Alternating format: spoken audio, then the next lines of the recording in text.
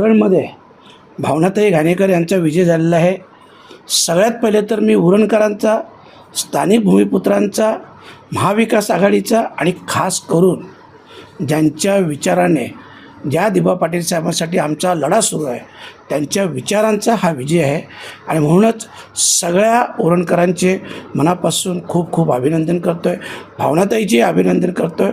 आणि एका गर्वाचे हरण झाले अशा प्रकारचा हा विजय लोकांनी सिद्ध करून दाखवला। काय सांगेल ज्या पद्धतीने निवडणुकीदरम्यान? बघा, त्यांच्या टीकेला मी उत्तर दिलं होतं, पण माझ्या उत्तरापेक्षा जे उरणकरांनी त्यांना उत्तर दिलं आणि जी उरणकरांनी एकी दाखवली स्थानिक भूमिपुत्रांनी, हे उत्तर खूप मोठं आहे, खूप मोठी चपराक आहे। आणि मी त्यांना तेव्हाच सांगितलं होतं की आता फक्त 4 वर्ष तुम्ही मजा करा, पुढच्या 5 वर्षात जेव्हा निवडणूक होईल तेव्हा तुम्हाला तेही रिझल्ट दिसेल। हा तर विजय झाला, तोही विजय आपण सगळे पाहाल। ज्या पद्धतीनं महाराष्ट्रामध्ये नाही, मला वाटतं 11 जागेवर नगराध्यक्षपदांचा उमेदवार निवडून आलेले आहेत।